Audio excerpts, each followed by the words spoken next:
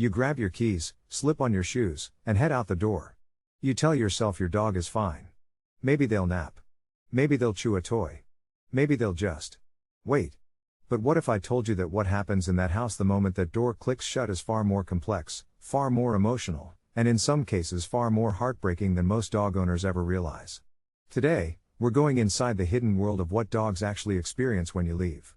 And some of what we're about to explore is going to surprise you, maybe even change the way you say goodbye forever. Let's start with what research actually shows, because it turns out scientists have been just as curious about this as we are. Using hidden cameras and physiological monitoring equipment, researchers have been able to observe dogs in their homes without the presence of their owners, and the results paint a really fascinating picture. What they found is that dogs generally fall into two very distinct categories when left alone, and understanding which category your dog falls into is the first step to actually helping them. The first group researchers call the waiters. These are the dogs who, once you leave, essentially just pause. They find their favorite spot, maybe the couch, maybe a sunny patch of floor, and they rest. For these dogs, the data shows they spend roughly 97% of their alone time lying down or resting quietly. They're not bored in the way we might imagine. They're not frantically searching the house or staring at the door for hours on end. They're in a kind of patient suspension, holding space for your return. These are the dogs that, honestly, most owners assume all dogs are. But here's the thing, they're not. The second group is where things get really interesting, and really important. Researchers call these dogs the cyclers, and if your dog has ever been labeled as having separation anxiety, this is almost certainly what's happening. The old assumption was that a dog who was upset when you left would bark or pace for a little while, then eventually settle down and accept the situation.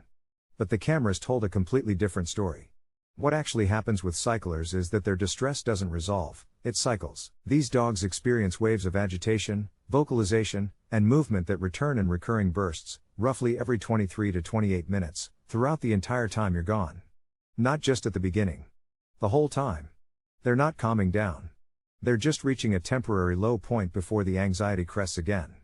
And now here's perhaps the most sobering finding of all, and one that I think every dog owner needs to hear. Even in dogs who stop barking, even in dogs who appear, on the surface, to have settled, physiological monitoring tells us that their internal state often hasn't calmed down at all. Heart rate remains elevated. Panting continues. Stress hormones stay high. Behaviorists refer to this as learned helplessness, a state where a dog has essentially given up on expressing its distress outwardly, not because it's no longer distressed, but because it has learned that expressing that distress doesn't change anything. A quiet dog is not always a calm dog. And that distinction matters enormously. So now that we understand what's happening while you're gone, let's talk about something that most people don't think about at all: what happens before you even leave. It turns out that for dogs prone to separation anxiety, the stress doesn't start when the door closes. It starts much earlier than that. Dogs are extraordinarily observant animals, and over time, they become exquisitely tuned to what researchers call departure cues. These are the small, predictable rituals we all perform before leaving the house. Putting on shoes. Picking up your keys. Reaching for your jacket. Checking your phone one last time. To us, these actions are mundane. To a dog with separation sensitivity, each one of those cues can trigger the beginning of a stress response. Their heart rate starts to rise. Their breathing changes. By the time you actually open the door, they may already be in a state of significant anxiety, and the departure itself simply confirms what they already feared was coming. This is actually a really useful piece of information, because it means that any effective approach to helping a separation-anxious dog has to start before the departure, not after it. But we'll come back to solutions in a moment, because there's more fascinating science to cover first. One of the most counterintuitive findings in this entire area of research involves the goodbye itself. If you've ever felt guilty about leaving your dog, you may have spent extra time at the door, petting them, talking to them in a soft voice, giving them long hugs and reassurances. And that feels like the loving thing to do, right? Well, here's the surprising truth. Long, emotional goodbyes do not cause separation anxiety. The research is pretty clear on that. What you do when you leave does not significantly impact whether your dog develops separation issues. But what you do when you return. That's a completely different story. Studies have found that owners who come home to find damage or mess and react with anger, frustration, or punishment, even mild punishment, are 6 times more likely to have dogs with chronic separation problems. 6 times. The return, it turns out, matters far more than the goodbye. Your dog isn't capable of connecting your anger to something they did an hour ago. All they experience is that when you come back, which is supposed to be the best thing in the world, something frightening happens instead. And that creates a kind of anticipatory dread that compounds the problem in ways that are really difficult to undo. Here's another piece of research that I find genuinely remarkable. A study out of Sweden looked at the long-term stress hormone levels of dogs and their owners, and what they found was something called cortisol synchronization. Over time, a dog's baseline stress levels tend to mirror their owners. If you are a chronically stressed, anxious person, there is strong evidence that your dog is absorbing and reflecting that stress back, simply by living alongside you. This doesn't mean you need to be perfectly zen to have a healthy dog, but it does mean that taking care of your own mental and emotional well-being isn't separate from taking care of your dog's well-being. It's the same thing. Your nervous system and your dog's nervous system are, in a very real physiological sense, in conversation with each other every single day. Now let's talk about the solutions that people try, because this is where a lot of well-meaning dog owners spend a lot of money and effort on things that simply don't work. Two of the most popular interventions are pheromone diffusers and leaving the television on. These are both incredibly common recommendations, and they feel intuitive. Familiar smells, familiar sounds, they should help, right? But when researchers have looked at this rigorously, the data shows little to no measurable effect on dogs with genuine separation anxiety.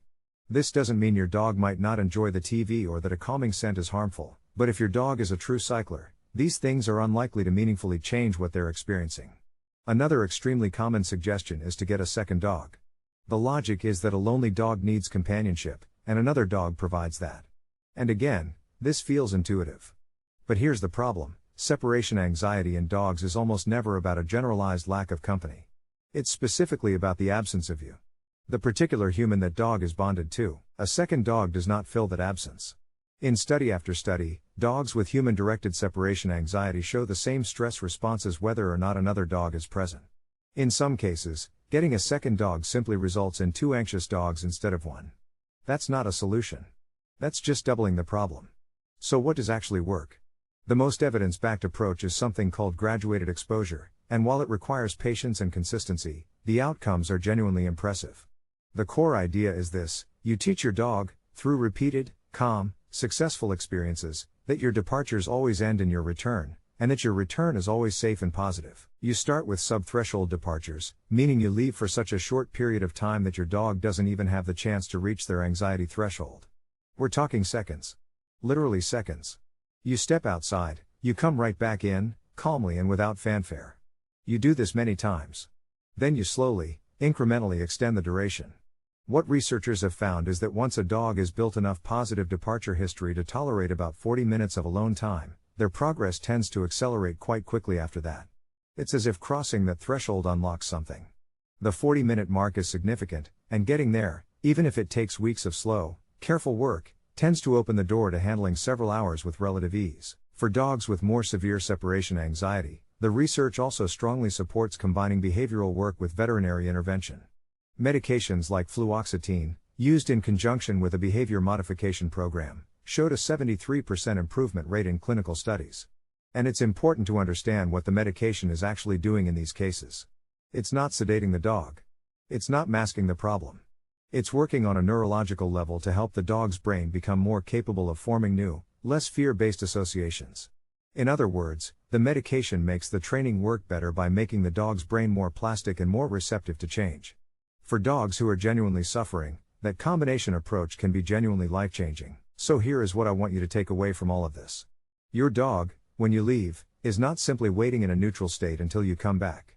They have an inner life that is measurably, physiologically real. Whether they're a patient waiter or a struggling cycler, they are experiencing something. And the science tells us that the most powerful thing you can do for them isn't the goodbye, it's the return. It's the consistency. It's the slow, steady, loving work of teaching them that the world is safe, that you always come back, and that when you do, only good things follow. If you found any of this helpful or surprising, share it with another dog owner who might need to hear it. And if you want to dive deeper into any of these topics, training protocols, working with your vet, or understanding dog behavior at a deeper level, stick around, because there's a lot more where this came from.